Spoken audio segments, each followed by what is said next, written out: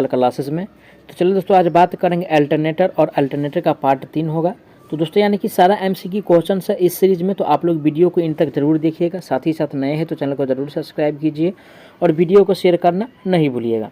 तो दोस्तों आज का सबसे पहला प्रश्न दिया हुआ है, वह कौन सा अल्टरनेटर है जिसमें आर्मेचर को स्थिर रखा जाता है तथा लोड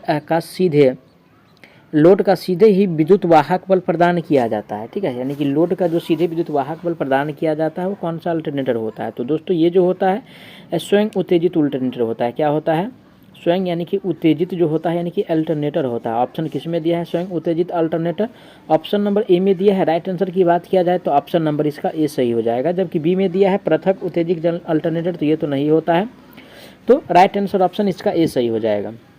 नेक्स्ट क्वेश्चन पे चलेंगे। आज का नेक्स्ट क्वेश्चन से दिया हुआ है, जिस अल्टरनेटर के रोटर वाइंडिंग की उत्तेजना करने के लिए डीसी सप्लाई यानी कि पृथक डीसी जनरेटर अथवा बैटरी से दी जाती है, वह कौन सा अल्टरनेटर कहलाता है। ठीक है, तो वो कौन सा अल्टरनेटर कहलाता है वो हमको बताना है। तो दोस्तों ये जो अल्टरनेटर कहलाता है यानी कि पृथक, ठीक है, पृथक उत्तेजित अल्टरनेटर कहलाता है। ठीक है, पृथक उत्तेजित अल्टरनेटर ऑप्शन किस में है? ए में कह रहा है स्वयं उत्तेजित अल्टरनेटर, तो ये तो नहीं होगा दोस्तों। ये इसका राइट आंसर यानी कि ऑप्शन बी में दिया है। Right answer option number B इसका सही हो जाएगा। ठीक है, आज का अगला प्रश्न दिया हुआ है, संपूर्ण भारत में फेज क्रम क्या है। ठीक है, यानी कि फेज क्रम पूछ रहा है। क्या पूछ रहा है दोस्तों? यानी कि फेज क्रम पूछ रहा है। ठीक है, फेज क्रम पूछ रहा है। और फेज क्रम जो दोस्तों होता है यानी कि RYB होता है। क्या होता है? RYB होता है, यानी कि रेड होता है, येलो होता है और ब्लू होता है। ऑप्शन नंबर किस में दिया है? RYB। तो ऑप्शन नंबर जो दिया है दोस्तों ए में कह रहा है यानी कि YBR, तो YBR नहीं होता है, नहीं BYR होता है। तो ये जो होता है यानी कि RYB, जो कि ऑप्शन सी में दिया है। राइट आंसर इसका सी सही हो जाएगा। ओके, अगला क्वेश्चन पे चलेंगे। आज का अगला क्वेश्चन दिया हुआ है, अल्टरनेटर में आर्मेचर कॉइल के दोनों यानी कि पार्श्वों को 180 डिग्री अंश पर स्थापित किया जाता है, तो वह कौन सी कॉइल कहलाती है। ठीक है, उस कॉइल को क्या कहेंगे वो हमको बताना है। तो दोस्तों यानी कि उस कॉइल को जो कहेंगे वो यानी कि फुल पिच कॉइल कहा जाता है। क्या कहा जाता है? यानी कि फुल पिच कॉइल कहा जाता है। ठीक है, फुल पिच यानी कि कॉइल कहा जाता है। ऑप्शन किस में दिया है? Full pitch coil. Half pitch coil तो नहीं होगा दोस्तों। फुल पिच कॉइल जो दिया है ऑप्शन बी में है। राइट आंसर की बात किया जाए तो ऑप्शन इसका बी सही हो जाएगा। ठीक है, अगला क्वेश्चन पे चलेंगे। आज का अगला क्वेश्चन से दिया हुआ है, यानी कि पिच फैक्टर का कोई मात्रक नहीं होता है, पर इसका अधिकतम मान क्या होता है। किसका कह रहा दोस्तों? यानी कि पिच फैक्टर का कह रहा। और पिच फैक्टर का दोस्तों यानी कि अधिकतम मान हमको बताना है। ठीक है, और पिच फैक्टर का दोस्तों यानी कि अधिकतम मान जो होता है वो यानी कि 1 होता है। ठीक है, ऑप्शन किस में दिया है? 1। तो ऑप्शन नंबर डी में दिया है 1। Right answer option number D सही हो जाएगा। ठीक है, राइट आंसर डी हो जाएगा।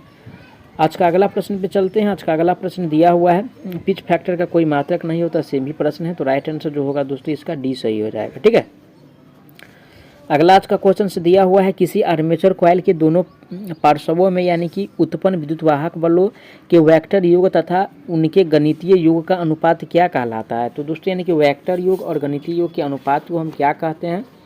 ठीक है, क्या होता है वो हमको यानी कि इस क्वेश्चन में पूछ रहा है दोस्तों। यानी कि ये जो होता है यानी कि पिच फैक्टर होता है। क्या होता है?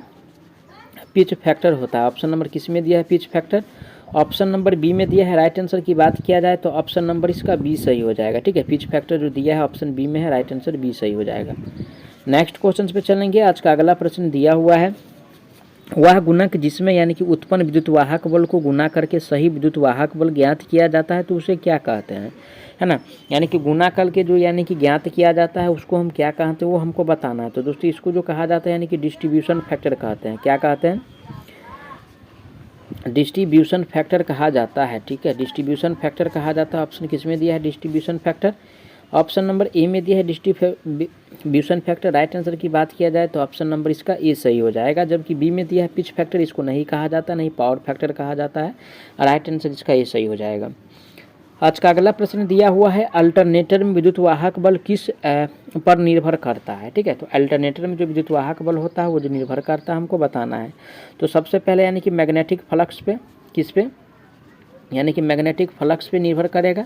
उसके बाद यानी कि रोटर जो घूम रहा है उस पर डिपेंड करेगा, रोटर का यानी कि घूर्णन पे। ठीक है, ऑप्शन पढ़ते हैं। ऑप्शन ए में दिया है यानी कि चुंबकीय फ्लक्स पे, तो चुंबकीय फ्लक्स पे डिपेंड करेगा। बी में है रोटर की घूर्णन की दिशा, इस पर भी डिपेंड करेगा। तो ए और बी दोनों पे यानी कि ये डिपेंडेंट है विद्युत वाहक बल। राइट आंसर की बात किया जाए तो ऑप्शन नंबर इसका सी सही हो जाएगा। ठीक है, अगला क्वेश्चन पे चलेंगे। आज का अगला क्वेश्चन दिया हुआ है, डिस्ट्रीब्यूशन फैक्टर का मान संदेव कितना होता है, किसका पूछ रहा है दोस्तों, यानी कि डिस्ट्रीब्यूशन फैक्टर का पूछ रहा है। और दोस्तों यानी कि डिस्ट्रीब्यूशन फैक्टर का जो मान है वो हमको बताना है, ठीक है।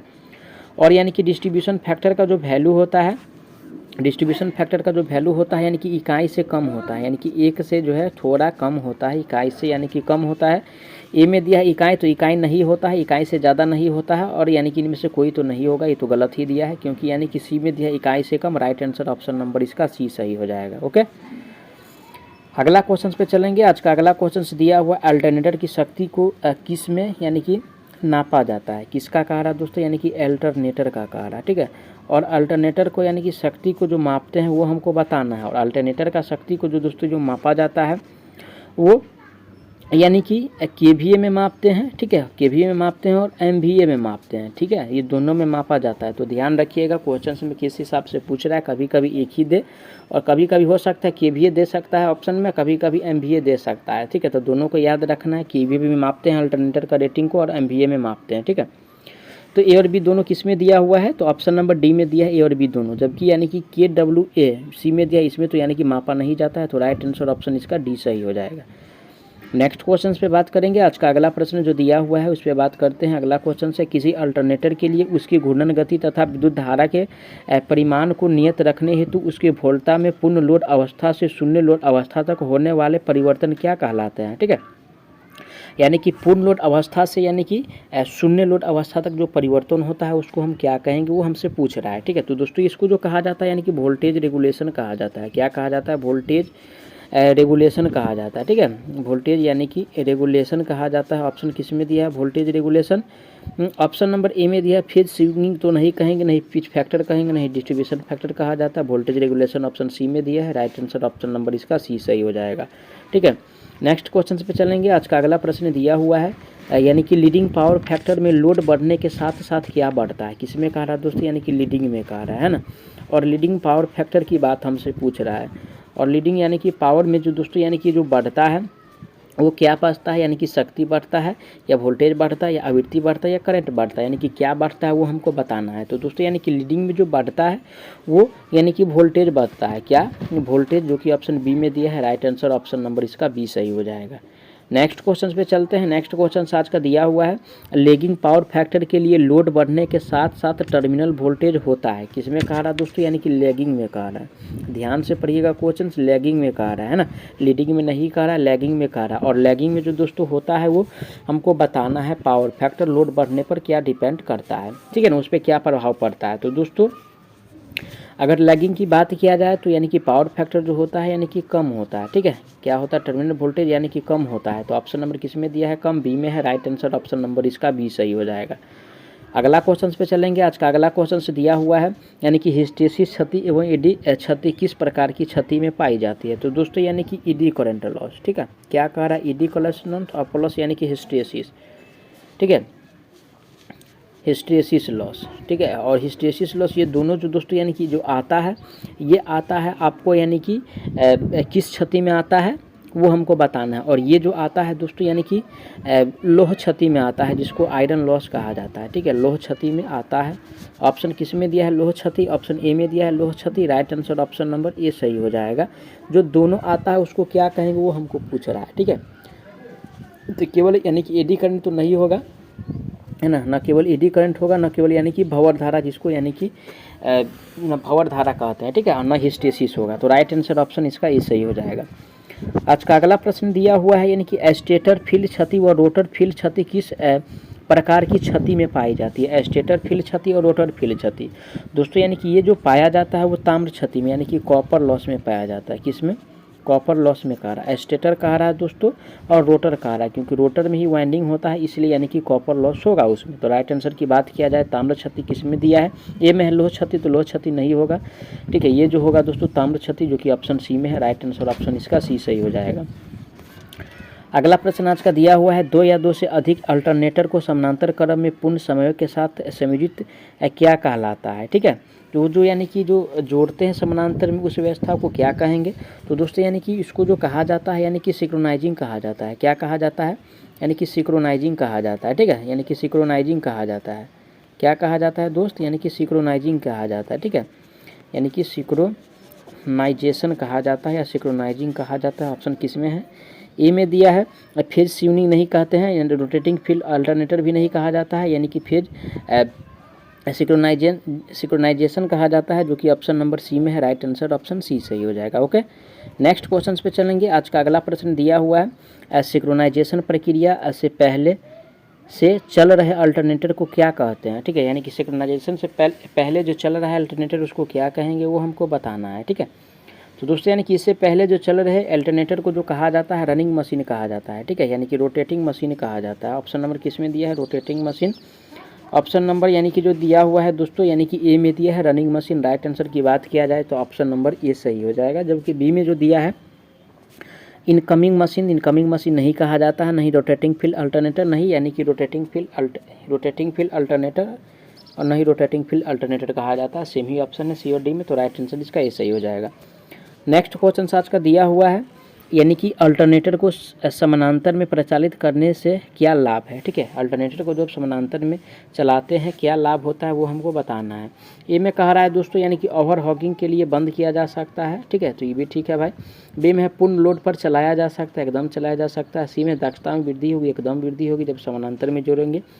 तो सारा कथन यानी कि सही है, अल्टरनेटर को जब समानांतर में जोड़ा जाता है या संचालित किया जाता है। तो राइट आंसर ऑप्शन इसका डी सही हो जाएगा।